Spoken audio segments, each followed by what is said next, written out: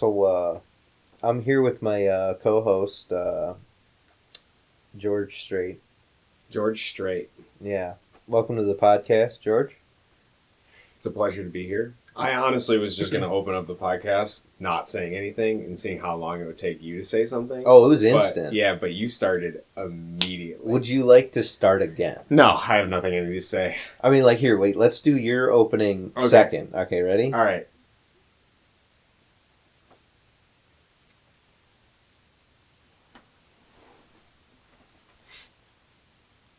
And we're also here with... I was wondering. I was like, man, we're just going to let this go. Welcome to Roving Slant, episode 2. We came up with a name. I don't remember how. Do we want to talk about that? Yeah, I remember. Okay. We did dictionary. We looked on the dictionary.com. Yeah. Did a random word. Yeah. We eventually got slant. Yeah. Oh, that's right. And then we looked through your word list. Yeah. And I think we got to roving. Yeah. And there we go. Yeah. And I actually, you did the art for the original episode, and I really like that, not only because it has pushing walls and grouse on it, but I like our logo being like a right triangle, because I like the idea that we're constantly and consistently going downhill. Yeah. That's my favorite part about it. Like the idea that we're somehow a slant that is moving, but always moving downhill. That's right. Yeah. It's like a perfect description. You're always descending into something. Yeah. That's true. Yeah. So, but yeah. Yeah. So we're here. We made it. The first, as of this, whenever we upload this, our first episode has 11 views. And I am very proud because I didn't watch our video at all. I don't know if you did. I watched it. I listened to it once and then a second time. Okay. So 2 views are mine. Views. So actually 9. Yeah. Okay, 9. Hey, 9 randoms is good. Yeah, that's... I actually thought that, someone that you knew, I was like... Because, day 1, there was, 3. Yeah. And I'm like, oh, that's cool. Yeah. Because only 1 was me, so there's got to be 2 others. And like you said, we labeled it explicit to, I don't know, the YouTube algorithm already has plenty of content, so obviously explicit is going to make it harder to find for children. Oh, but yeah. I couldn't divulge to them the secrets of Tantric without, Well, you don't want to be the person that gets an email that says, hey, my kid was listening to your podcast on YouTube Kids. Yeah. And he's wondering what Tantric is. What are you doing? Yeah. Tell me what Tantric is. As well as, if I were to respond to that question and tell them, and they, if a kid gets that information when they're younger, then not only is their entire life cycle going to be accelerated to the point, because that's the problem with masturbation, is that it accelerates your life cycle. Really? Because according to the Tao, and the stuff I've been reading about from Mantak Chia about cultivating your esoteric sexual kung fu, they talk a lot about how the male body constantly has to be sexually ready to create life. And so in order to do that, all of your power is stored in your semen. Okay? And the problem with that is that if you constantly deplete that, then it has to pull from all of your organs to make sure that you're sexually ready. So that's where, that's why people wear glasses. That's why people lose their hair early. That's why you have more health problems if you're a chronic coomer. Really? It's because you're drawing all of your essence outward instead of inward. Now, let me ask you this. Does this tell anything of, how do you get power back in? Yeah, okay, so... Where does power come from? We might as well start with that first topic. So, some of the stuff is kind of interesting, and I haven't read the entire book. I've kind of jumped around a bit because I was kind of curious about the specifics of semen retention and how you manage it. Because in the modern day, even if you try to avoid all of this horrible media... you still have to deal with the potential of nocturnal emissions, which means you're still losing semen. Yeah. Okay, so how does a man trying to cultivate his sexual kung fu, and by the way, there's a whole opening prologue about kung fu in that it just means discipline. So it's not actually specifically martial arts. So I don't literally mean you're going to be beating people with your saber and figuring out how to do it. Okay, but this goes into a slight sidetrack. Apparently, I was reading that you can suck up liquid through your member. Okay, and that's how they were able to tell who had cultivated the best esoteric art. Was the king would bring him in, and the guy would draw up wine into his member somehow, and I can't find a video of it. They don't talk about it in the book at all, at least from what I've skimmed. A vacuum. Yeah, you just and then they would like shoot it out and light it on fire. Like that's apparently like a street act or something. I don't know if this is true. Literally, magic. If this gets popular and we have like a whole bunch of people that can do research, I need somebody to find me literal video evidence of this because I gotta know. I haven't like sat down and tried sucking stuff up myself, but I gotta know if it's even possible first because I mean what. Wouldn't it burn? It would hurt, right? I don't know, because theoretically, the idea, I guess, is that it just fills up your bladder, right? Because that's what I'm guessing. So it's like boofing, right? Yeah, Where you butt chug? Yeah, I guess, but with your dick hole. Yeah, I don't know, bro. It doesn't make any sense to me. I can't find evidence.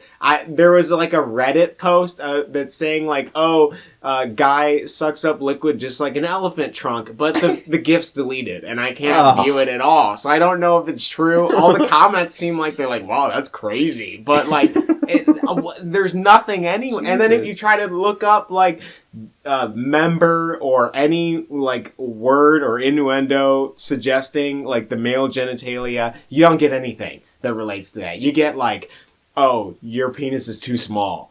Here's what can fix it. Here's porn. Yeah. Here's liquid. Here's like everything but the thing you're like. Google has like somehow algorithmically avoided the fact that men can cultivate their sexual kung fu. Okay.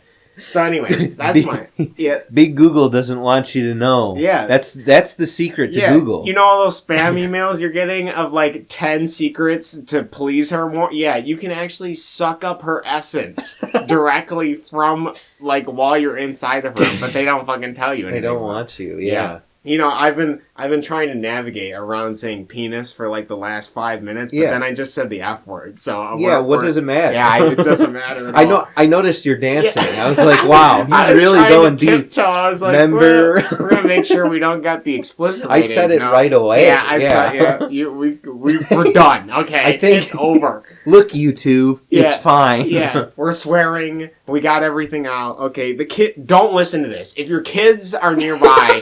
They don't need to know this, okay? I think they know. I think if someone's responsible enough, they'll be like, I don't think the warning that's like, a couple minutes deep is going to stop anybody. Yeah. Because, like, they're just going to hear that and go like, oh, wait a second, you're right. Darn. But now Billy has fully been able to cultivate his inner chi, and I haven't seen him leak a drop of semen in months. The kid's fucking levitating, I tell you, levitating! No, so to answer your question more directly now, how does one cultivate semen retention?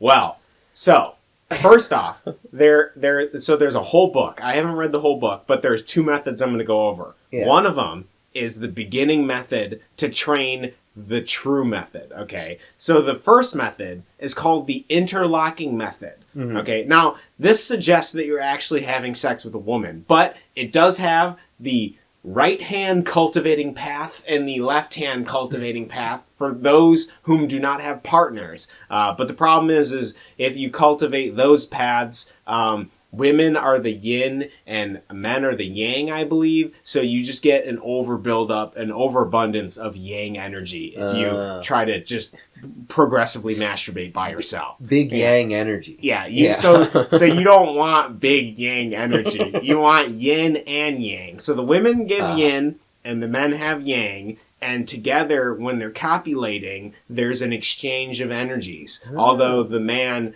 does deposit a significant amount of his yang energy into a woman. Obviously, I don't know. The book doesn't mention anything about condoms preventing the energy, so I assume that like either people in Asia don't use condoms, which seems unlikely, or that I mean, who knows? That could be possible. Sure about yeah, I don't know. I mean, biggest population in the world, Asia. Yeah, but they have the one child policy. Now it's a 3-child. But I don't know. I have no idea. I think back, how long was this? It was written in like the 90s, I think, or like early 2000s. It's not too far. Yeah. But let's just assume for a minute that the latex doesn't prevent the universe's divine plan for exchanging yin and yang. Okay. Yeah. Because obviously latex is part of the universe. So yeah. Assume whatever. So, anyways, it's called the interlocking method. And essentially what that is that when you go to ejaculate, you take 3 fingers and you shove them as hard as you can between the, like, bottom of the balls and the rectum. Okay. So your taint. The halfway point, the taint. Okay. Yes. But you have to push on that with 3 fingers because if you only use 2, then you're just coupling. You're missing the vein. There's a specific thing that you're trying to stop. Okay. So now I've done this and it works. Okay. Now I've read 2 tantric sex books, and the more modern one says that there are possibly some health detriments to doing this. Okay. Yeah. Which I'm not sure. That it just vaguely says that some doctors advise against using the interlocking method. In the actual cultivating male sex stuff, it doesn't care about that at all. It's just like, bro, you need to do this once every 2 to 3 days, and you can do it for 2 months before you get the following method down, okay, which I'll go into in a second. But essentially, why you're doing the interlocking method is first off, it completely prevents semen from coming out. Okay. And essentially that recycles back into like a reservoir in your, I forget what it's called, but whatever. It goes back into a reservoir, and then from that reservoir, you have to physically, channel it up your spine, okay, to your brain, and then, back down again from your, the way they recommend doing it is through their meditation process, but you essentially want to, push your tongue up against the roof of your mouth, and then, keep your back really straight, and then I guess breathe. I don't know. I haven't gotten to the full meditation thing. But essentially you're trying to channel it into a circle, okay? And you're trying to draw all that seminal fluid up your spine somehow, all the power around. And, it might work. Chi. Yeah. Yes. You're trying to move the chi. Yeah. And so this is called microcosmic orbit. Okay, that's what... it's seriously what it's called. Like an anime, name. Yeah, I don't know, bro. It sounds like somebody's final move. No! Microcosmic orbit! So, anyways. Just jacks off. He jacks off, shoves his 3 fingers on his taint, and then, nothing comes out, but his, head's on fire. Okay. So, I believe I have achieved, initially, the first time I did it, the microcosmic orbit. So I think the process with which people need to do is they need to not masturbate for a month, and then use the interlocking method, and then you'll feel it, okay? And essentially what it felt like to me was my entire head was on fire. I thought I was going to fall over, and then I spent I don't know, a majority amount of time of this weird, it was a peaceful feeling, but your head is burning. And I don't know if that's just because you reinvigorate the synapses in your brain because you haven't jerked off, and so all the dopamine is new to you or something, or whatever. It was really bizarre, and I had to sit down. Okay, and they recommend in the specific book of cultivating the male sex, whatever. It's you need to massage the top of your butthole, and then the same spot that you punched. Your taint, so you gotta rub those, and then you have to breathe to cultivate the energy. Anyways, so that method, the interlocking method, although it does prevent semen, obviously does not prevent the pre-cum from the cowpurse gland. So you technically can still get a girl pregnant with the pre-cum, but it does prevent all the semen. So if you're trying to use it as a strat instead of the pull-out game, if you don't want to pull out, but you want to stay in, but you don't want her to get pregnant, but you're willing to risk the pre-cum, but not the giant load there, whatever. Yeah. Then you can do the interlocking method. If you haven't jacked off in a month, there's going to be a lot of pre-cum. Yeah, I mean, it's going to be everywhere. In fact, assuming you're doing the whole foreplay thing right, you're going to be covered in it. So she's going to get whatever. It's going to be like Slimer. I mean, if your diet primarily consists of fast food and the microplastics in all of the meat, then you don't have to worry about having any power by with which you can use to cultivate birth or life or anything, because your sperm are dead and you're sterile. News to me. Yeah, but if you take cold showers and you try to eat healthy, whatever. Anyway, so all the things that boost testosterone next time on Roving Slant. Now, so if you're living the modern diet and the modern Western diet, and you do modern Western things, you probably don't have to worry about getting her pregnant. Especially, I mean, you're sterile, so don't worry about it. This isn't advice. I'm not liable for anything I've said not here. A doctor. Yeah. So after you do the interlocking method, so first off, I did want to mention the interlocking method only retains about 40 to sometimes 60% of the energy that you expel. So, I see. So, like, essentially, I mean, let's just call it a 50-50 for what it is. Like, you're still losing 50% of the energy that your body needs to make you sexually ready to give life. Well, so, all right. Do you think... Okay. But people can have, like... Obviously, people have different, like, sexual appetites. Some people can, like, just go for days. Yeah. Right? Did they just, like, automatically have tons of that energy? Or what is it, I guess? I think after the first time, you're relatively depleted. And that though you can continue to, like, ejaculate more and more, like, the amount of stored semen is, like, obviously finite. So it's not going to... I mean, it's not going to be infinite. Eventually, you're just going to be shooting dust.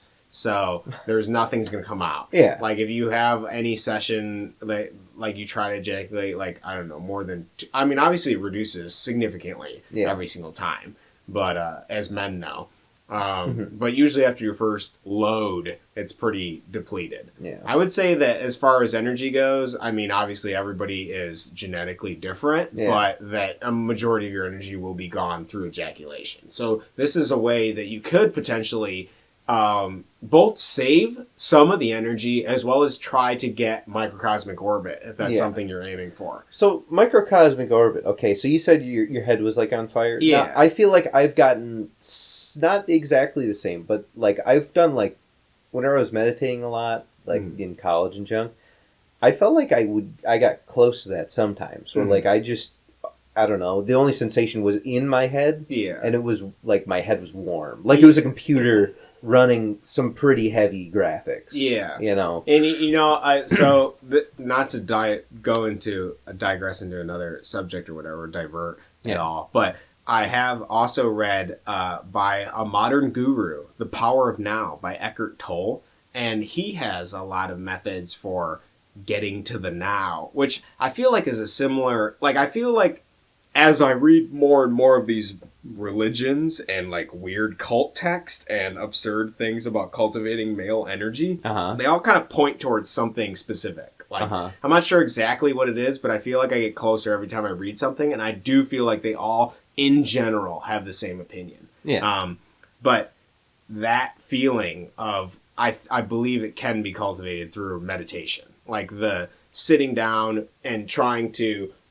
like Eckhart Tolle calls it like the ego, that voice in your head that's constantly talking. And if you can turn it off for like long periods of time, then you begin to like live in the now. Yeah. Because the past and the future don't exist. It's just in your head.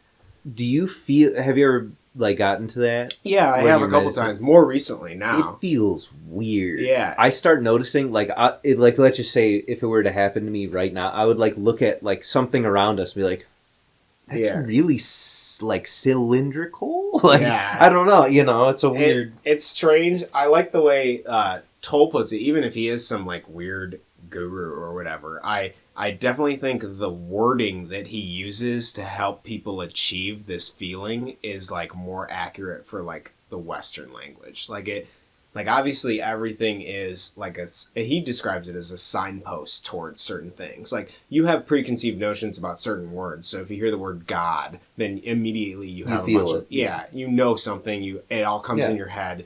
But using like different words like unmanifested and stuff like that you don't have that many preconceived notions for act as a signpost to help you look inwardly, but without all the preconceived notions that your mind, your ego, whatever that voice in your head is, essentially. But anyways, that's a little bit of a sidetrack. Now the full method.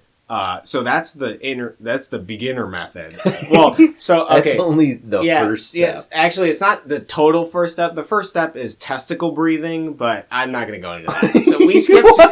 So you go, because it kind of works with the third final form called the big draw, or like drawing up the golden flower petal or whatever it's called, but it's like known as the big draw. So because you incorporate things that you used from your testicle breathing exercise in the big draw. So essentially what the big draw is you have complete control over all of those systems, and you don't need to use any external factors like your hands or whatever to like hit your taint in order to do it. Yeah. But it's a specific way to do it. So like what they recommend is like as you're having sex, you do like, I believe it's like 9 shallow thrust for every 1 deep thrust. So you try to retreat to like the most shallowest part of the vagina, which is where you have more control, and then you do 9 shallow thrust, which is where her G-spot is obviously up and above, whatever. Yeah. Then you do your deep thrust, and then you try to do that over and over and over again. Then when you feel like you're going to come, you retreat to the shallowest portion, and then you like that muscle that you use to stop yourself peeing while you're mid-pee, you strengthen that,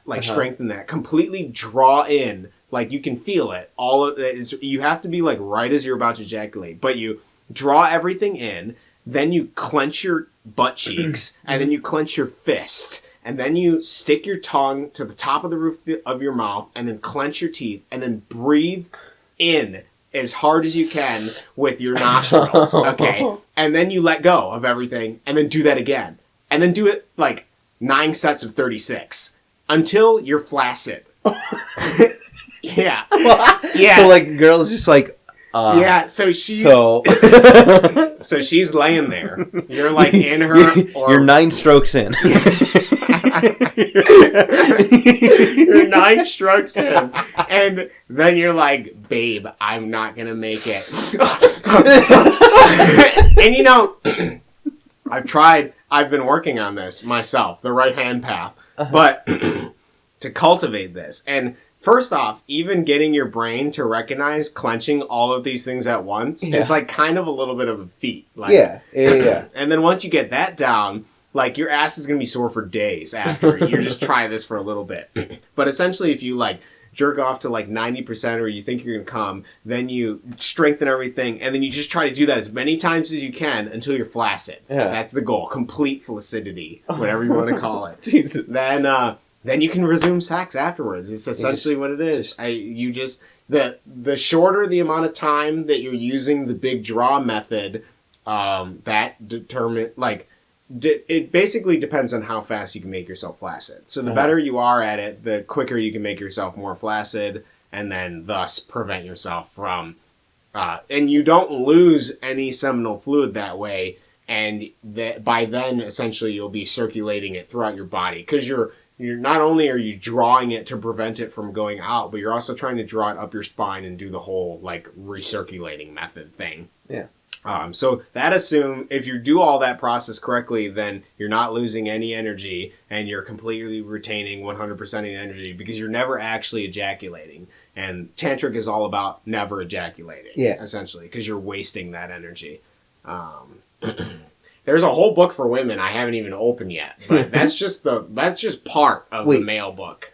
So, all right, the women. What do women do? I haven't read the book. Don't orgasm. I'm assuming it's don't orgasm. Just get close, but don't.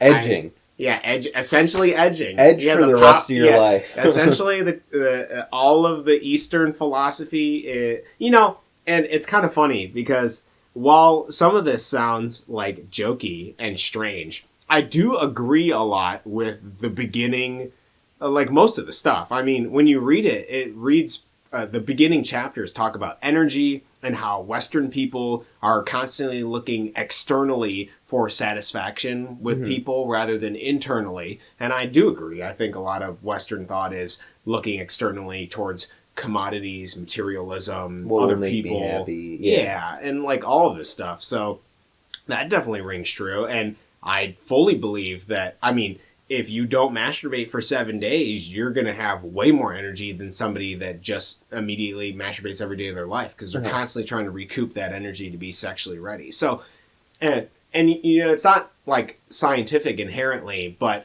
the base idea of that we draw our chi and our energy from different things like food, the air we breathe, the sun, all of those things. Air's a big one. Yeah, air. Literal. I forget the names of all the different types of chi and stuff, but obviously not specifically the Chinese, but any of the Eastern people that cultivated this stuff and thought about it can recognize that if you stop your breath for a couple minutes, you die. So obviously you have to be getting energy from the air you breathe. Yeah. Even if they can't scientifically explain why, they can feel it. Like you can look, I mean, you can't see it, but you can breathe it in and you recognize that as your neighbor whom you've shoved into the pond because you're sick of the fact that he stole some of your crop, and you're drowning him, he can't breathe. So he needs air for something. So air is power. It's a really simple distinction to make, but I don't feel like I've ever made it other than, I don't watch people die all the time. Maybe back then, Yeah, just watch people to die all the time. Famine and starvation. I feel like they had more personal experiences with how fragile human life is. Yeah. And here we're so removed from that. Yeah. But yeah, that's... You gotta go into crack.com and see people die. Is it crack? I don't think it's crack. I mean, there used to be Watch People Die. Oh, I don't know. I think World Star's closed now. Or no, Live Leak. That's closed now, That's too. Oh, really? Yeah, I think World Star might be still up, but Live Leak is gone. I think World Star, they just have people fighting. Mm-hmm. And I think most of the time now, it's just people posting on Facebook. They're like, look at this guy die. Yeah. Or something. Yeah. I don't know. Watch this dude die, bro. Yeah. But yeah. Yeah. Damn. You went deep into it. I went deep. I haven't gone fully deep because I mean this dude's Mantak Chia, or I forget. I don't know if his first name's Chia or whatever surname it, but he's written a lot of books. Yeah, and I've only read part of one, and there's a lot. I mean, there's one for women, there's one for men, there's one for art, there's one for meditation, there's one. I mean, there's so many. And they all have nice diagrams, too, so, you can... That's cool. I didn't know the names of any of the parts of the genitals that well, and I learned them and forgot them, and I'll have to look back again to learn them again, so, but, yeah. Damn. So that's that. I'm trying to come up with a good transition, because I know what I want to go into next. Oh. I want to go... Yeah. To... Okay, actually, this is a perfect transition. So... Yeah. In order to prevent nocturnal emissions, they suggest that you don't wear tight underwear. Okay. Don't view anything sexually stimulating before you go to bed. Okay. And... don't sleep with a blanket. And sleep...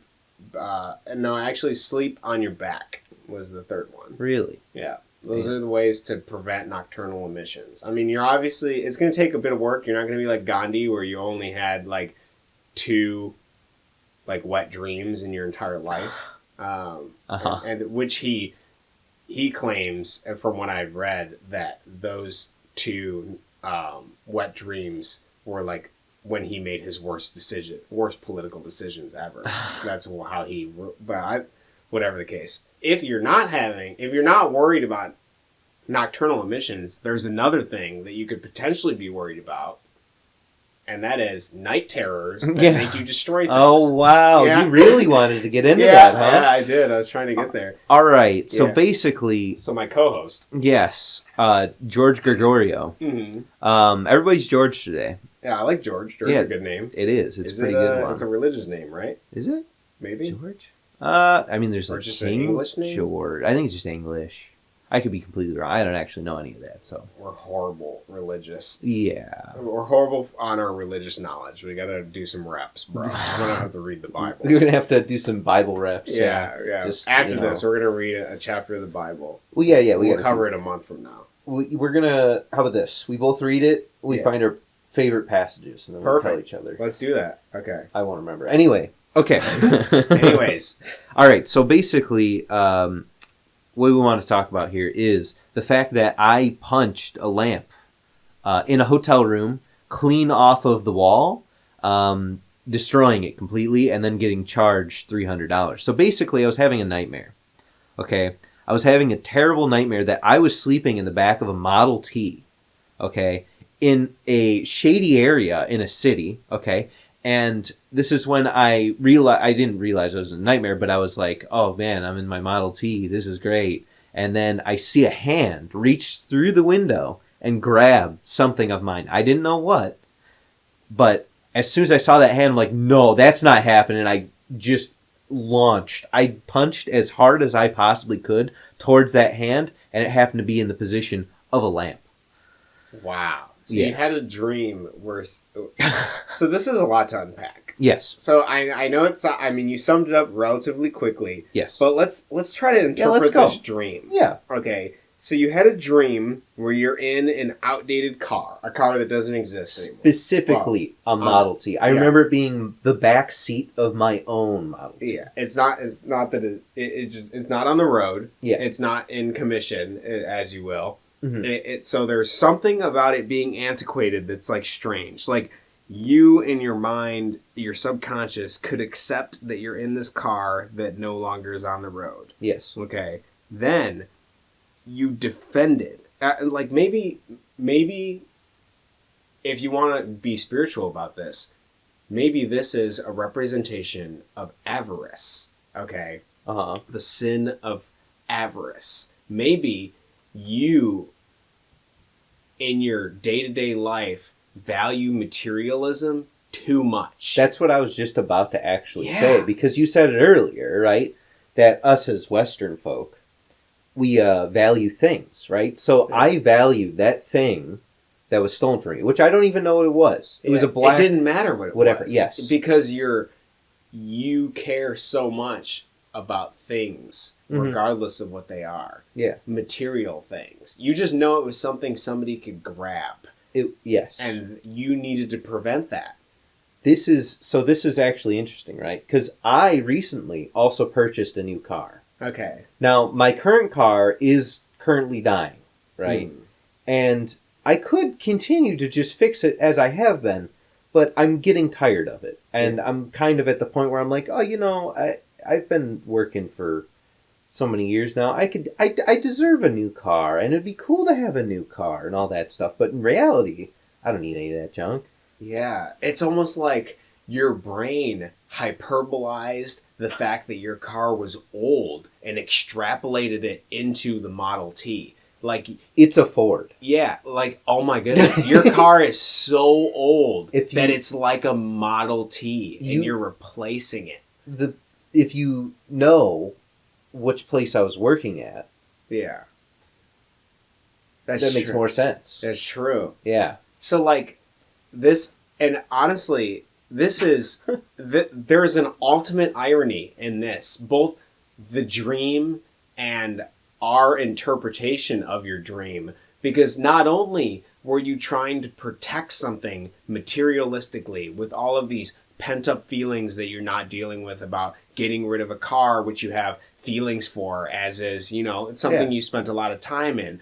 But you're protecting this material thing that's being taken from you in your old car, and then in doing so, subconsciously, consciously, you broke something, which ends up taking away your own material wealth.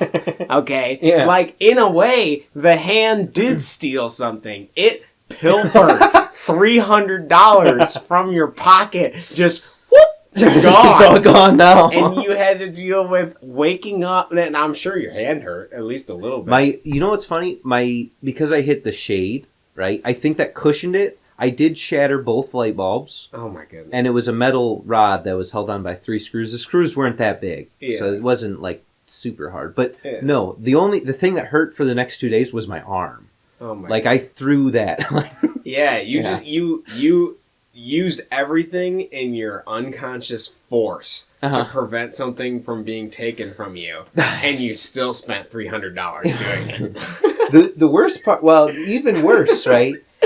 I was partially awake, and I was still like, I'm in my Model T. I got to keep defending this thing. I grabbed anything on like the counter table, whatever, right next to the bed. Luckily, my phone was already on the ground. Oh my god! Because I grabbed, there was a glass there. I threw it at a couch. Luckily, it didn't shatter.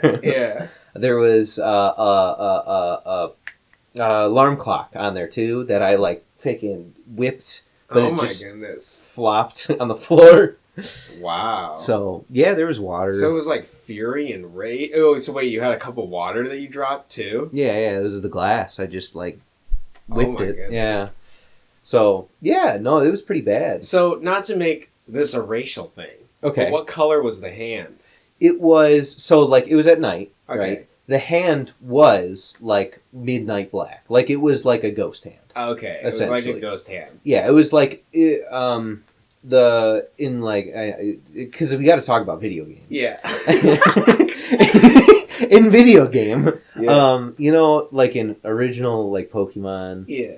You know how you go to the Lavender Tower, right, with all the ghosts, and you can't see them at first.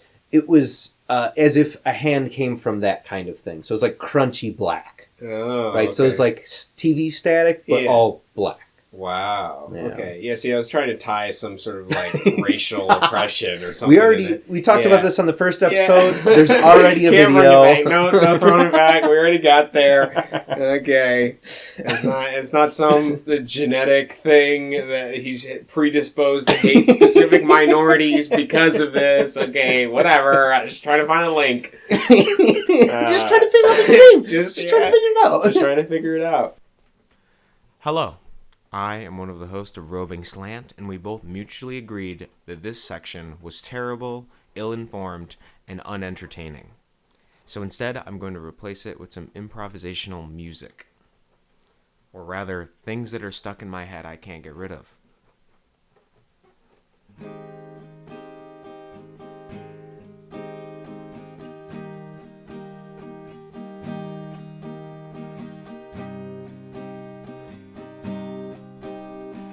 Cast me an evergreen, I know I've been a fool, but lately I just seem so overwhelmed.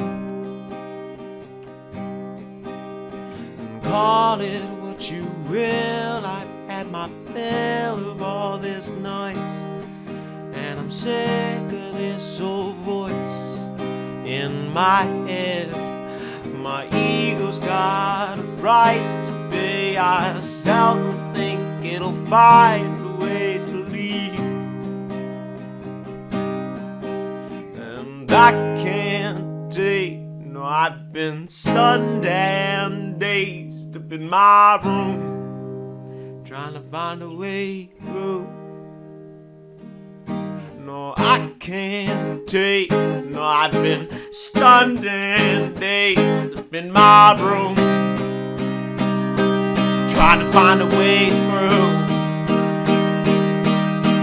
Cast me an evergreen, I know I've been a fool. Lately I just seem so overwhelmed. Call it what you will, I've had my fill of all this noise, and I'm sick of this damn voice in my head. My ego's got a price to pay. I seldom think it'll find a way to leave, but I hope it does. And I can't take. No, I've been stunned and dazed up in my room, trying to find a way through. No, I can't take. No, I've been stunned and dazed up in my room, trying to find a way through.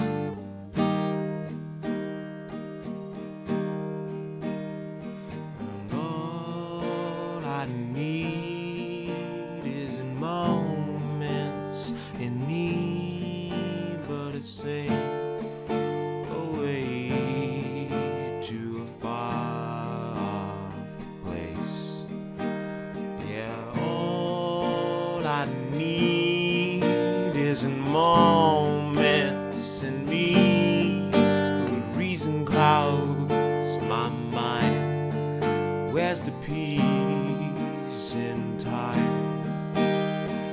All I need is a moments in me.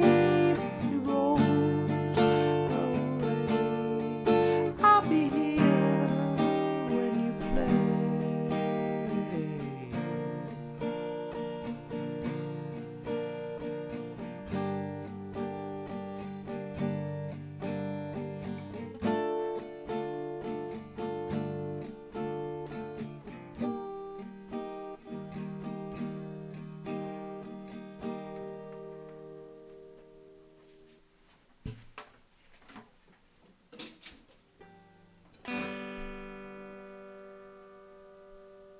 Do you ever have you ever seen? Okay, this is completely Let's go off. Let's get off the heavy subject, which obviously I got to edit out because it's too controversial. You're gonna get canceled immediately. YouTube's gonna look through and you can't say racism is good and get away with it. Yeah, exactly. That's the thing. That's exactly the one phrase you couldn't say. Yeah, but you're saying it. Yeah, you're here. I'm here. And I'm gonna get canceled. You're gonna get canceled. Yeah, because you just by being in proximity. I was here. Yeah, and I didn't immediately just and like kick over the microphone. Yeah. So that should really. I made a lot of grandstanding statements without any evidence too, so that's like pretty great. I mean, there's no recourse. There's nothing. Yeah. I mean, we're talking about it, but it's obviously like I'm not. I can't pull up the fucking PDF files and be like, I've read this. Yeah. I saw this circulate the all these forums. I can tell you right now that the culture thing that I was saying, that was 100% me thinking about it, and I was more than likely influenced by something that I heard, but I can't pinpoint it. I read a book called The Tao of Right and Wrong, and I agree with the sentiment that there is universal morals. It's kind of like a newer version of a book by C.S. Lewis called The Abolition of Man, which is a really short book, but it's like obviously kind of antiquated and a little bit difficult for modern readers to read. But the Tao of Right and Wrong, or Tao of Right and Wrong, depending on how you want to pronounce that, basically says that it's essentially an argument complaining that schools have no grounding for ethics and that they all consistently will tiptoe around like what having good ethics is. Like they talk about behavior as being like, I forget the specific word that they used in it, but they were like, they didn't use any strong word like condemn the behavior. They were just like, this is negative behavior. Like somebody destroying a desk or like openly masturbating in class. Like those are negative behaviors that they don't want to read. Like they tiptoe around the subject of what ethics and morality is because they don't want to commit themselves to like a Christian doctrine or some other religion or something. Like, so I don't know. It was an interesting book, but I feel like I need to read it 5 more times before I actually get the full gist of it. But I do do you ever read something and you feel like it's intuitively it makes sense? Yes. Like there's something in you that you're like call it divine, call it whatever, that it like points towards this being right. Mm-hmm. And like it's got to be right. For me, but you just can't articulate it. Yeah. Now, I'm probably insane. And I think I get so this is I love talking. Okay, this is something I like a lot, okay?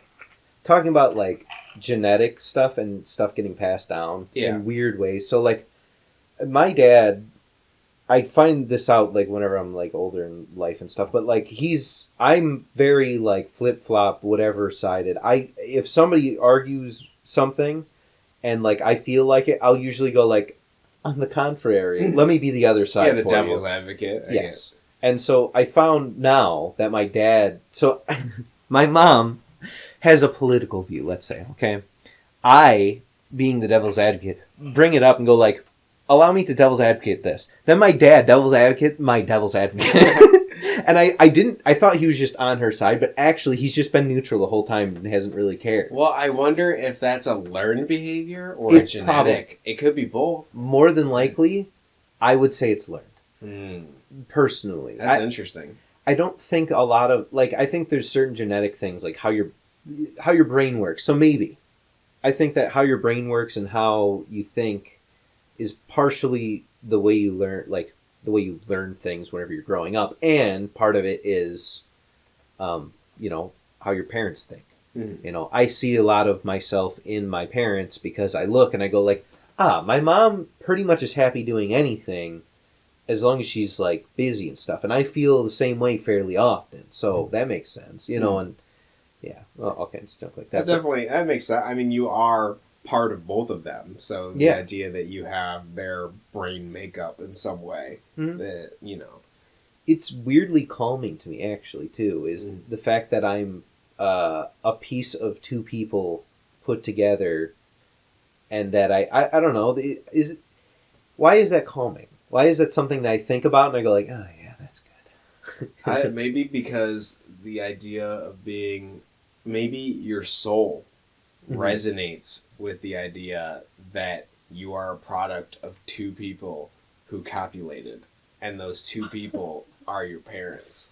But I even can do that with, like, grandparents and all that. I mean, they're all part it's of all the same blood. thing. Yeah. It's the family blood bond. I think that's just... Guys are blood brothers and sisters. Literally. Yeah. Do you want to become blood brothers? So what do we got to do? Just trade blood. I bet there's a book on it I can read. The esoteric art of cultivating blood brother rituals. Let's say you read it tomorrow, okay? And then next time when I come back, you'll just be like, there's this blood book, but I can't. Yeah. You'll, like, remember one thing. Yeah, let me go download the Satanist guide and see if they have any blood rituals in there. But yeah, okay, where was I going before that? Yeah, well, we were talking about your nightmare before we got sidetracked and something is going to get us censored. So. Genetic.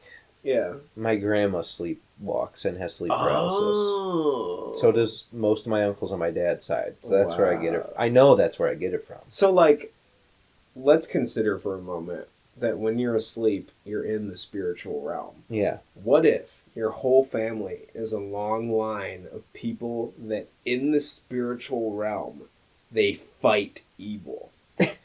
Like the dark spirits. It makes some sense. Oh, I have quite the left turn for you. Okay. Okay, dark spirits. Yeah. Not really dark spirits, but spirits. Yeah. Okay. My mom got a medium to talk to my grandma. Wow, she paid somebody to do that? Yeah. How much? I don't know. Bro, I want to do that. You want to do that? Yeah. I can give you her card or something. I can find it for you. No, I mean, I want to be the medium. So you all right, that's what I was going to ask you. Big, bro. This is what I was going to ask you. Because my aunt has been able to talk to dead people, right? She's been able to help random people talk to, like, dead relatives and junk, okay? And it's random, okay? So she'll, like, find someone and be like, what do you mean, Darcy? And then she'll, like, look over and be like, do you know Darcy? Or something. It's weird. And I've seen it happen in public. It is the weirdest thing in the world, but it makes me believe that there is some kind of weird spiritual thing that exists, okay? So in my family, mediums are like, oh, yeah, no, that definitely is real because we have people in our family that it happens to. But this person's, like, better at channeling it. So, she got my grandma to talk to, like, my mom and all of her sisters, because, you know, their mom. And, like, she told them, you know, like, hey, why haven't you cleaned out my sewing room? Junk like that, where this medium wouldn't know jack diddles about my grandma's sewing room and how it's a mess. Well, did she have to, like, send any information over at all, though? Like, no. Nothing? She comes in the house, in my mom's house. Yeah. And then she goes like, who do you want to talk to? You want to talk to your mom? Okay. That's it. You know, I suppose I'm willing to believe anything at this point. Yeah. It really, I mean, if ghosts are real, maybe. I mean, what's stopping them? Nothing. I think, okay, so this is a request from my grandma. To you? Or? Yes, to me. She wanted me to talk about my grandma. Her. More. For some reason. So I'm going to do that in a public space. As soon as my mom said that the medium said that my grandma wants me to talk about her more, I'm like, wow, I can now just talk about her on the podcast. It's on the internet now. Grandma knows I need content, and boy, does she deliver. No. First the pies, then now even in death, posthumously, she has come with her divine grace to give us content for the podcast. Holy shit, Grandma coming in hot, bro. Jesus. But anyway, she, that was it. So I suppose this is perfect. So, I mean, what? Yeah. What was your grandma's name? My grandma? Yeah. Sally Mainville. She owned a sewing shop. Sewing shop. Okay. Yes. So this continues the line of shops within your family. Yes. Okay. We talked about her last time. We talked about her last time. Did we? I don't know if you remember. I didn't. If you go back and listen to it, okay, you'll find it. Yeah. So basically, we talked about her last time on the podcast. Okay. Okay. And now I'm talking about her again. Okay. She owned a shop. Okay. She made crepes. I'm just going to go over a bunch of random stuff. Okay, we're just going to go through all this. I see anything. Okay, so basically, she made crepes for me and my sister. She wasn't like the best chef, everybody knew, but she tried. Yeah. She would make crepes for me and my sister. No, it's fine. I love. Okay, whenever she would make crepes, it would be fantastic. She'd make peanut butter jelly, that would be great. Okay, the crepes, she'd put just brown sugar and then syrup on them. Oh. Fantastic, delicious. Wow. It's just sugar, but it was good. Yeah. When you're a kid. I don't really have anything else to talk about my grandma, but I wanted to fulfill her request, and I hope that this goes good. That's all. I mean, we can probably talk more. I mean, so she had a sewing shop. What did she leave you any clothing that? She made me a quilt. She made you a quilt. Yeah. Okay. So she also. This is where it gets deeper. Okay. Okay, fine. I have a fiance. Okay. My fiance had a dream of my grandma, who she met once, and my grandma was handing her a quilt. My fiance doesn't really know my grandma. She met her once before she died. Mm-hmm. She knows that she sews, so I guess it's not out of the question that her mind could have made up that my grandma would have handed her a quilt, but she didn't really know anything about how my grandma made quilts for literally everybody in my family. Mm. So did you show her the quilt? She has the fabric that was inside of her dream. My fiance has talked about the fabric that was in the dream, and it has manifested in reality. You can call this insane or whatever, but it is pretty much the exact same thing that she described. Wow. I don't know. My grandma likes Elvis. A lot. I now like Elvis. I mean, I've always kind of liked Elvis. But this is kind of what's not to like about those gyrating hips, bro? Come on. That's right. You ever see a video of that guy? Yeah, he goes hard, bro. And all the girls. That was I like to think that my grandma was in one of those crowds fainting. Yeah, probably. Yeah, I mean, if not, I mean the after night party where she's got Elvis's picture and I mean, she's cultivating her inner kung fu. I mean. She read all the tantric whatever books. I mean that's a continuation of last week. I don't know if you know that part, but I don't. But wow, I mean, those are a lot of coincidences. Yeah, sure. Interesting coincidences that all happened around the same time, and you piece together this piece that makes a case for ghost, your grandma at least, communicating to you guys. Uh-huh. But I suppose, I mean, in like every show or like movie or whatever that talks about ghosts in popular media, a ghost that doesn't move on is like stuck for some reason. Uh-huh. Do you think your grandmother is stuck here because she has some sort of regret? I don't know if it's partially. She has unfinished quilts. Books or quilts. She made quilts for everybody, and she made 2 for everybody, and there's a few unfinished ones, including the one that was going to be made for Rebecca, made out of that fabric that was in her dream. So do you have part of the quilt at all? I think it was started, the quilt. Okay. That was going to my fiance. But it might be in like a box or something somewhere? Or? It's in her sewing. Because what I'm thinking is that needs to be cleaned. Maybe we need to finish the quilt, and that'll put your grandmother's soul to rest. I'm not a quilter. And it needs to be done by one of my aunts. Do they know how to quilt? Someone has to. Bro, we can learn how to quilt. My uncle knows how to quilt, more than likely. He knows how to sew. Honestly, I mean, if he also is of the spiritual nature, I'm sure he would understand that your grandmother needs this quilt to be finished to pass on. Yeah, he's one of the sons of her, so yeah, makes sense. But yeah, no, I would completely agree. But I mean, like, also my grandpa's still alive. Mm-hmm. She told him to get out of the wheelchair and exercise for once and turn down the TV. He's deaf and he just sits and watches TV all day. Wow. So that makes sense. Yeah. Yeah. I mean, that's just good advice. Yeah, it is. Well, he had like 7 knee surgeries in a row, so he just like kind of gave up on walking. Just like your messed up knee, your grandfather has sympathy knee problems. Yes, sympathy. That's what MRSA's called. Sympathy knee. That's what you call the 7th surgery. Sympathy. But yeah, no, that was so. I mean, like, you know, it's a whole like weird thing. That is very strange. But it's so like some people. Maybe they find that creepy, or I don't think there's many people that find that creepy. I think a lot of people, if they were to talk to a medium, there's one of 2 responses. That's a joke, or, oh, that's really nice. It's either, yeah, I mean, those are the 2 ends. It's either, man, this is a scam, or, like, this is something that comforts me, so I'm paying for it. I think all of the medium TV shows and junk, I think all those are set up and stupid and bad. Oh, yeah, well, I mean, even the one argument I've always seen levied against those is if they ever go into some, like, ancient castle or something, the ghosts never speak in the language of, like, when the people would have died or anything. Like, if they're in an old, like, really old castle from like some, I don't know, German tribe, like they all speak English. Yeah. Like they don't speak any medieval anything or Latin or nothing. I mean, so like the way that I always interpreted it is it's not necessarily that there's a ghost just kind of like walking around like, hey guys. I think it's attached to people more or less.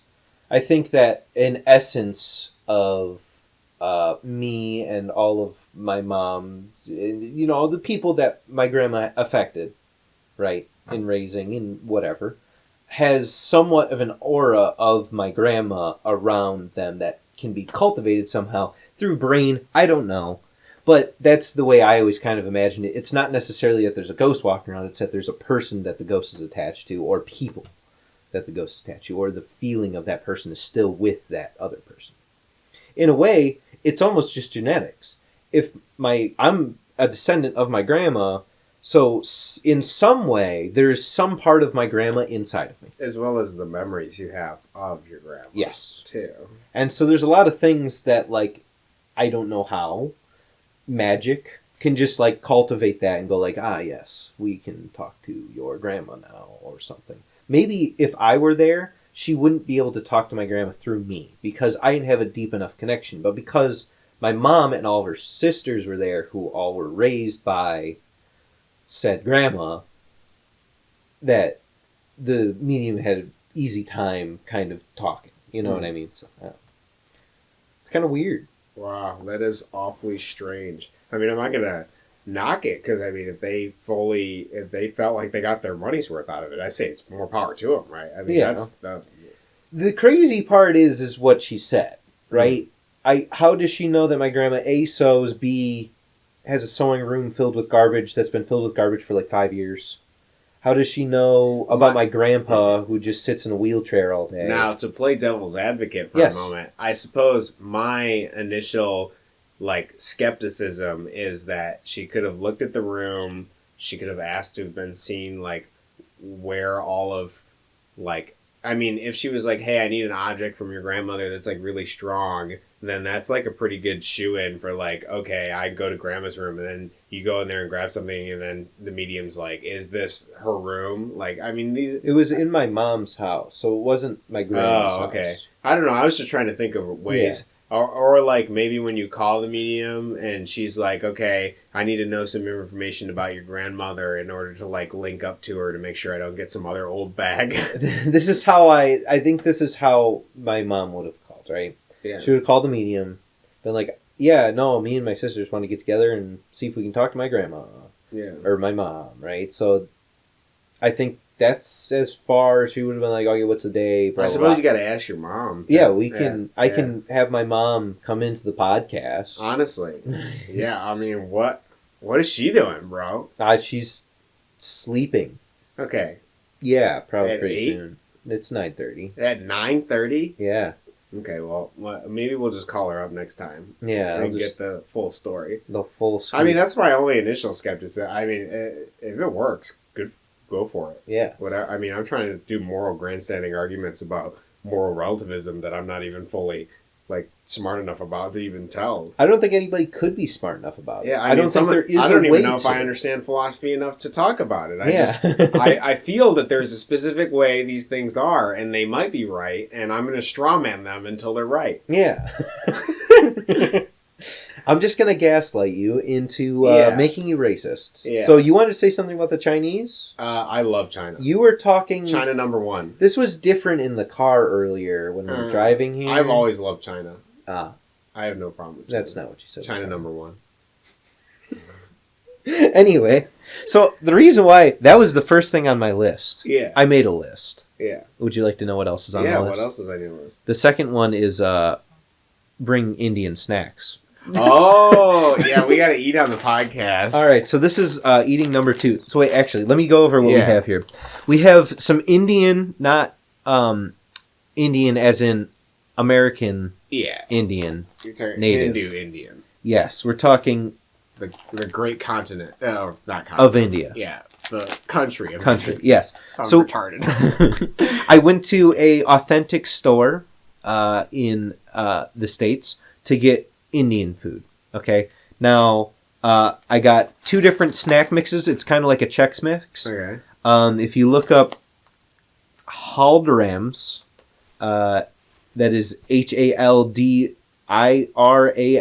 So that's the people that make it. That's the brand. And then there's a bunch of different snack mixes that they have. So if you just look up the brand, I'm sure you'll see them all.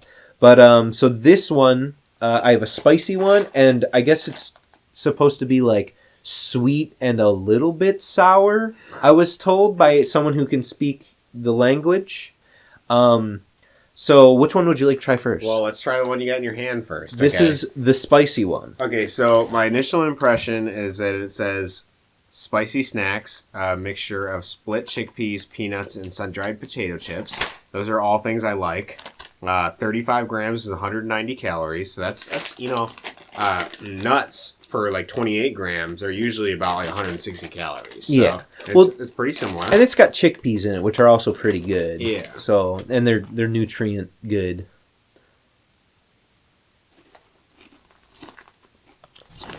So initially, it's got some crunch.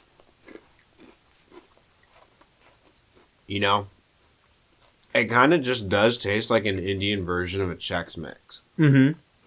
I would say the chips are shaped differently. Yeah. It's spicier. Yeah. I feel like I get that aftertaste from the chickpeas, because chickpeas always kind of leave they float, that. Yeah, leave that aftertaste. But it is very good. Yeah. It's actually... I like... So the spicy one has a bunch of small stuff in it. Mm. The sweet and... He said it was sweet and sour, but it doesn't really taste... I don't know. It's a little sour, but it's not really. The other one is a lot bigger pieces. And so if they kind of swap the two, I prefer the bigger pieces with the spice. Mm. I would say that the ratio is mainly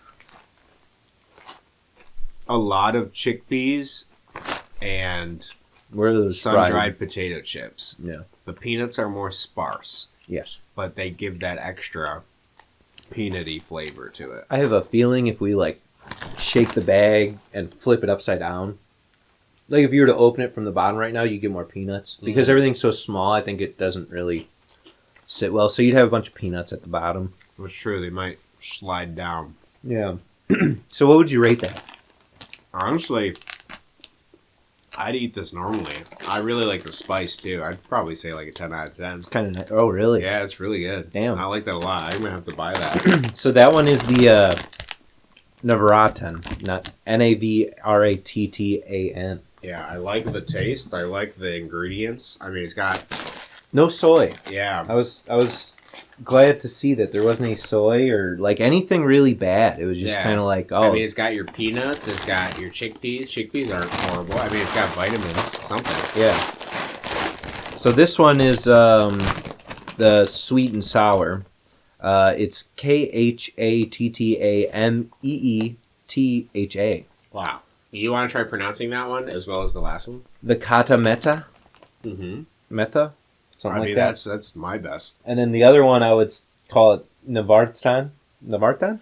Yeah, I would say Navrattan. I don't know how they sound, but I would say Katamitha if I were pronouncing this like a Western person. And then the other one is just Navrattan.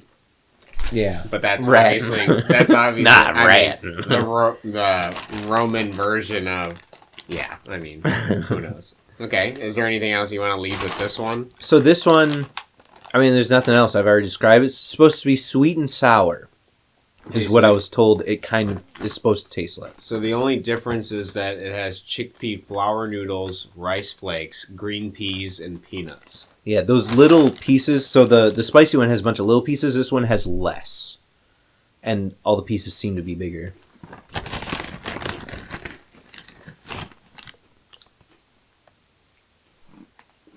Wow. That is very strange. Mm-hmm. But really good. Yeah. Simultaneously. Now, so my initial taste, when I first tasted this, I liked the sweet one better. Okay. But as time went on, I kept going back to the spicy. Yeah, I was going to say, I don't get any spice from this. It's all sweet. It is all sweet, yeah. And, you know, my initial taste, like, when I first eat it, I feel like I'm just eating, like, potpourri. Yeah. Like, it's just, like, every aroma hits you at once. And it's like you're just eating, like, incense or something. Yeah. But then once you chew it, you know, you got the peas in there, and the rice flakes they just kind of take up the rest of the flavor of whatever else is in there. Yeah. And then you still get the chickpea thing, and then there's some peanuts, but it's I would say that one's more of like, can you taste the sour at all? Because I taste there's a little bit. It's a hint of sour. I feel like maybe a little bit.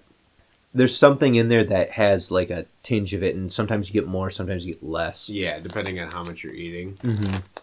Wow, that is really... I mean, I don't even know how to describe it. Like, I want to keep eating it, but at the same time, it's like literally eating incense. Yeah. You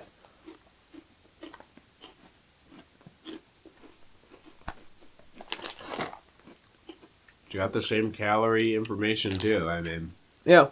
I definitely think I like the other one better.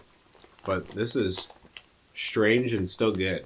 I feel like this one you would... It's weird. You'd almost find this one like at a graduation party or something. Yeah, like in a bowl or something. Yeah, you just find it outside in a bowl. Whereas the other one, I feel like that one's more of like a private snack. That's true. Yeah, this is something you can feed the family. The other one's I need all these to myself. And I worry about spicing their taste buds. Yeah. So what would you rate this one? Honestly, I'm going to give that like 7 maybe. Like, it's still good, but I don't like the initial bite of the like all the flavor. It's really strange, and it advertises sweet and spicy, but it's not. It's not spicy. It's more sweet than spicy. The sour.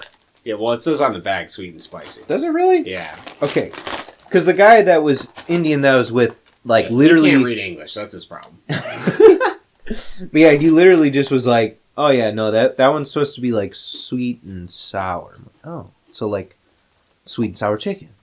Yeah, but just like the American-made Chinese food I get. Exactly, yeah. So that's what I was equating it to. But they're pretty good, and there's a bunch of flavor to this stuff too. Wait, where did you get this? Is it nearby? No. Oh.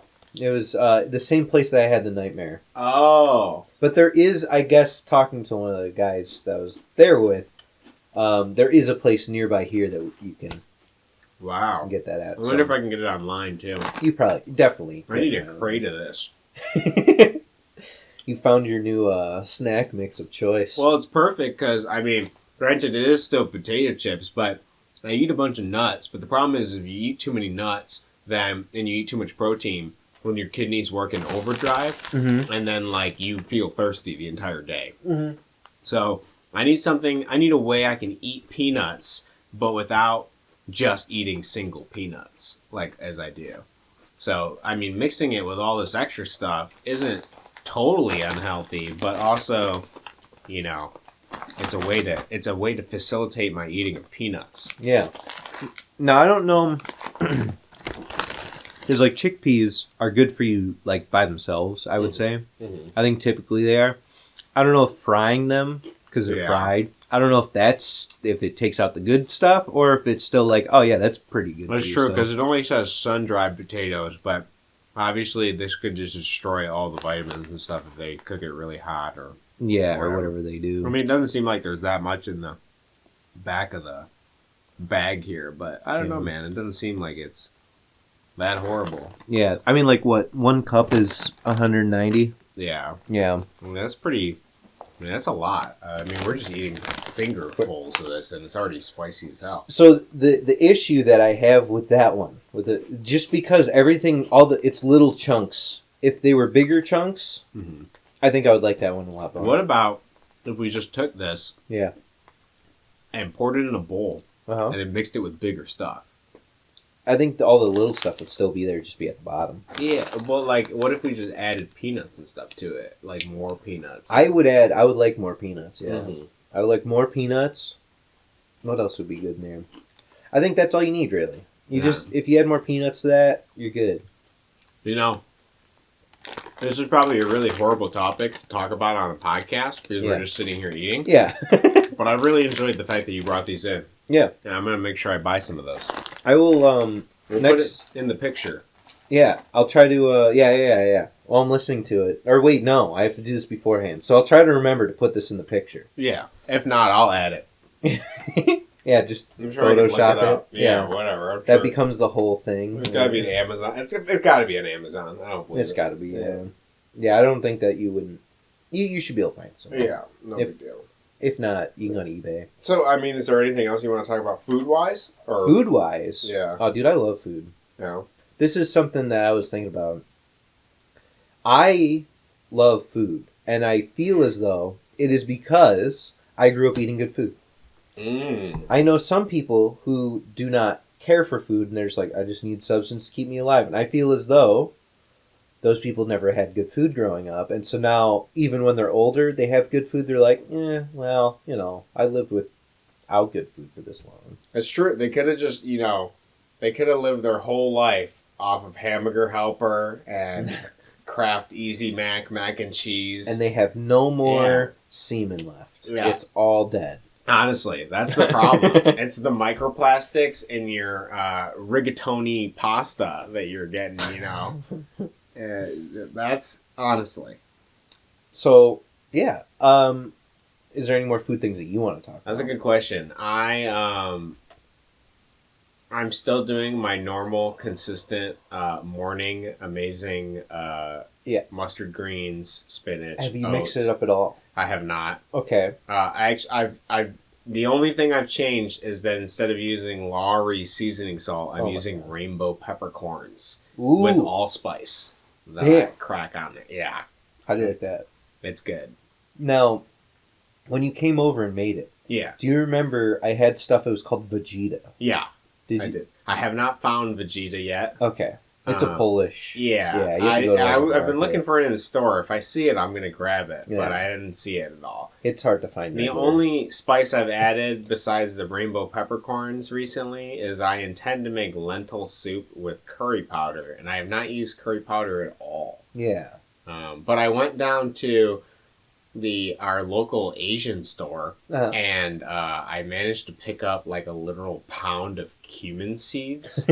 And so now I just have so much cumin, it's like coming out of my eyes, bro. I can use it in everything. Do you need a spice grinder? I'm guessing you already have one. Honestly, I don't have a spice grinder.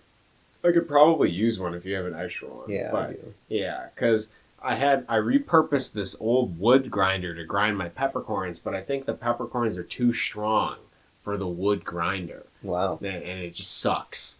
So I gotta dump them all out and get a new grinder or something. So, like, I mean, like, me, I love the smell of pepper, like fresh cracked peppercorn. And so, like, I have a pepper mill. Yeah. Right? But, like, if you have a coffee grinder...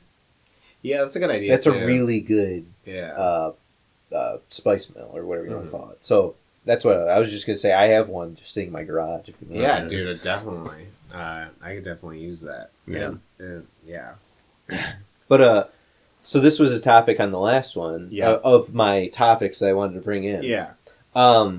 Hot sauce. I haven't tried it yet. Yeah. All right. I figured. I look at the hot sauce every day, but I'm like, do I want to ruin my breakfast potentially? It could be bad. You can put it on the side. That's true. Here, let me actually make a note, and I thought about it at various different times, but I was like, is this something I really want to do? Okay, so would you like to hear the rest of the things on my list? Yeah, let's hear what else you have on your list. I can actually just start from the top. We'll just stop at something that interests you. Okay, we already went over medium grandma. Yeah. Okay. Last episode, there is leaked names. Oh, is there? Yeah. Okay, so I'm not fixing it, so...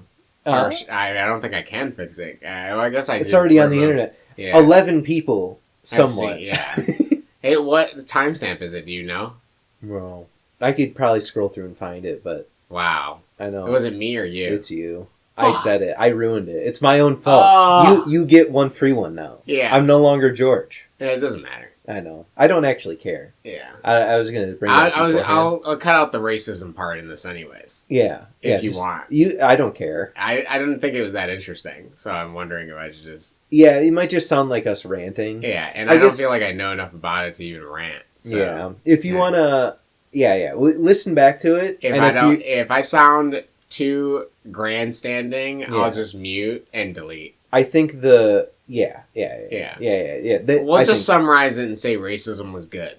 And then we cut out that part. No, I'll leave that in, but cut out everything else. Because there's no need to make this boring and long if it's... Yeah, if it's just going to be And I can useless, save the file if somebody pays us enough money. We'll put it on the Patreon. Yeah. If somebody is like, bro, I'll give you $100 to see what you had to say about racism, I'll be like, yeah. Here's the file. I'm a whore. Yeah. So we had that. Sleepwalking, which we already did. Yeah. Which, bring Indian snacks. Mm-hmm. We did. We have hot sauce. Yeah. Already did that.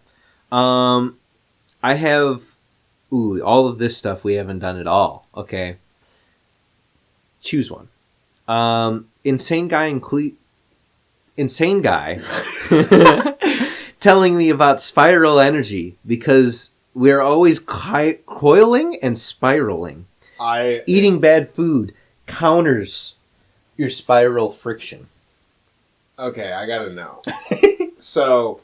Let's just make it vague. You have to go to different places for my job. To do the job. Yes. Yeah. So you are frequently in hotels. Yes. In fact, the fact that you haven't broke a lamp earlier is surprising, considering that the whole night horror thing is genetic. Yeah. Okay. So you met a man who said what and where and why. So I was doing my job. Yeah. Okay, and. This guy, he helps out with other aspects of the job that isn't my job. Okay, so I was just talking with him. You talk to people while you're working. Just for the record, his job, being vague, revolves around making inanimate objects animate. Okay, continue. I bring dead people back to life. Yeah. Yes. Also a puppeteer. Anyway. Side job, puppeteer. So I was doing the necromancy. Yeah. And so this guy, he walks up, okay, and I was talking to him about random stuff, and he randomly pulls out a coil, okay? So imagine a copper coil wrapped around a gemstone, or a crystal, really. It was a crystal, okay? And he's like, oh man, this thing's running out of juice. I'm like, oh yeah, what is that? And that's where it began. He told me, essentially, he carries around in his back pocket at all times a special crystal that has the most positively charged, like the most electrons, essentially. That's what it came down to. Coiled in copper wire, and he recharges it every week or two with a lighter, right? By just holding the lighter on it, it gets the copper hot just before it melts. He then kind of just lets it cool, and then that goes in his pocket, and that keeps him positively charged. Now, this guy is super energetic, so I somewhat believe him that this is keeping him going. But he went into detail on how basically, our whole body is spiraling. The whole world is spiraling. Everything is a spiral. Everything goes back to a spiral, okay? Like Gurren Lagann, essentially, okay? That's what I was thinking while he was doing this. the heavens. Exactly. Yeah. He was piercing the heavens with his charged crystal, okay? So he was telling me about how, all right, man, yeah, anytime that you have, bad food or whatever, that undoes the spiral. That brings your spiral energy back, and your spiral is now less tight. You want a tight spiral in your body. The tighter your spiral, the more energy you have, the better you feel, the better everything goes for you. And I'm like, wow, this is really interesting.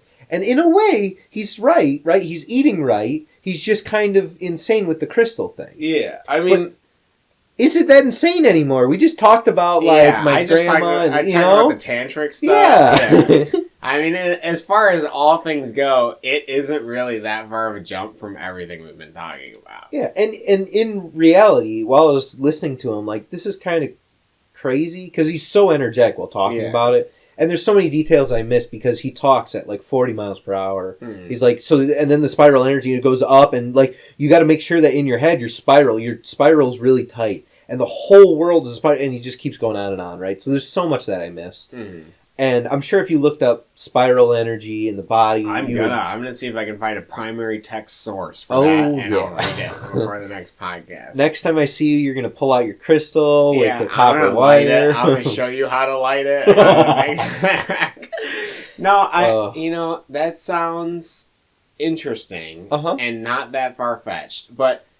I read something that kind of goes in with I read a comment recently that I agree with, as do most good comments, you remember. Yeah. Things you agree with. But it was something interesting where somebody had suggested that most people, or they said that humans have a slot for religion, is what they call it, to gamify it a bit. Yeah. And that if their slot isn't filled, it will be filled with something.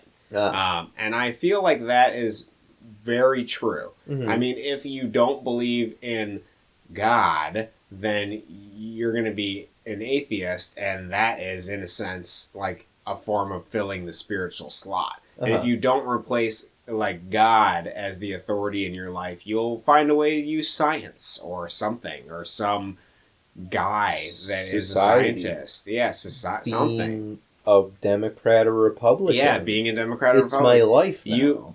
We have reached the point where Maslow's hierarchy of needs for most people, several levels of it, the food, water, and shelter aspect of it, have been surpassed for most Western people. And thus, people now need to find something else to identify with instead of suffering. Yeah. So, basically, all right. I really think, let's just go back into the whatever, wherever we're going. Okay. So I'm going to have to mute something else. Is that what you're saying? Yeah. We're going to have to just censor it. So this is going to be another hour-long conversation. All right. So basically... Fuck the social justice warriors. Do you remember whenever, a couple years ago, it was, SJW triggered, and everybody was like, haha, meme. Anymore, yeah. And now it's oh no, that's just, that's just normal people now. Part of that is just time moving, and people are just oh, whatever. Accelerationism. We're just getting used to it, But I really think that there's fewer people that are like that, that exist in society. I go to work every day, I see 100 people or so, and no one's really that insane.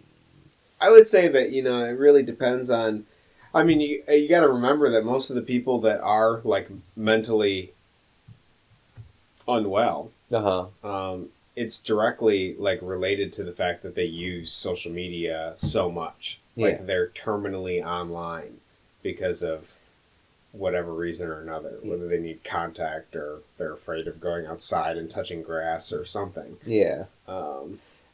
I really, like, I kind of look at it, like, the peak of the SJW, like, meme thing was, like, humongous and all that. Or, like, the girl was like, humongous what? And the guy was like, like, she just completely, you know, I don't know. I was just thinking about that the other day, where it's actually on the list. Like, it used to be like this big meme thing, and now it just feels like it's part of normal culture, and like, I don't know, how did that magically happen? I would say that at like a certain point it's just desensitization. Like, you see enough of it and you're not excited by... I'm sure there's some dude out there still making like anti-SJW content, but you know, after Gamergate and all that stuff, everybody's like, okay, well, what's the next thing we gotta be worried about? Oh wait, pandemic. Yeah, probably pretty much everybody's talking pandemic. I mean, we're still in the middle of 2020. No, I'm not gonna do that. We're in the middle of 2020 right now.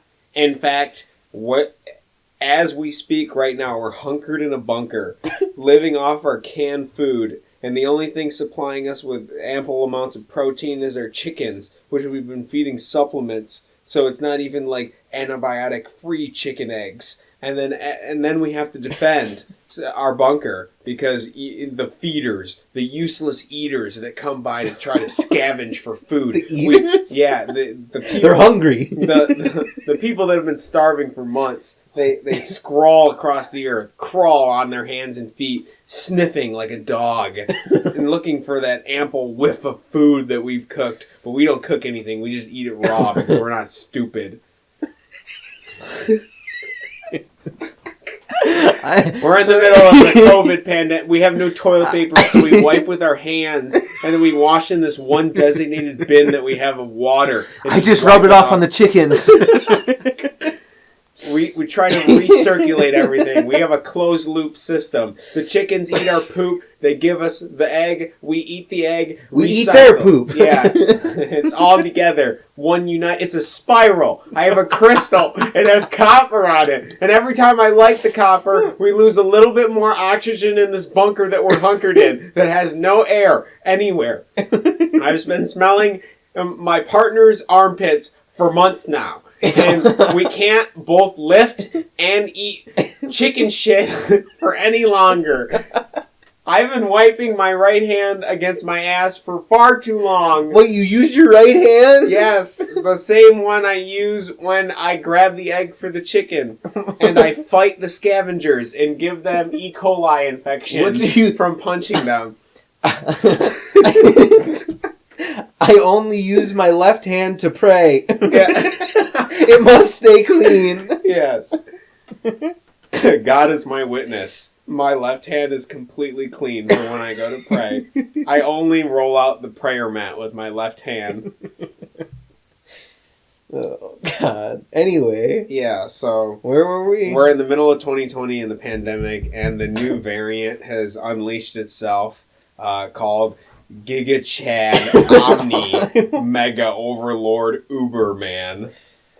Yeah. And it's actually just in the form of a dude that has a syringe, and he's threatening us. It's taken a material form and manifested as a human. Wait a second. When did we get into Metaverse? Wait, when did you... Do you remember putting on the headset? What? Wait, are we still in the Metaverse? If we turn all this off right now, does it end? Or do we continue? What's happening? Are we in the real world, or is this... Wait, okay, do you remember Metaverse? Did that happen? Yeah, I'm pretty sure I remember I wanted to roleplay. I wanted to roleplay being a lower middle-class white person suffering with a bank account of only $200 during a pandemic, and we're on the 5th variant, and we're trying to defend against everyone that... Wait, what are we... Is this a roleplay? Are we LARPing? Oh,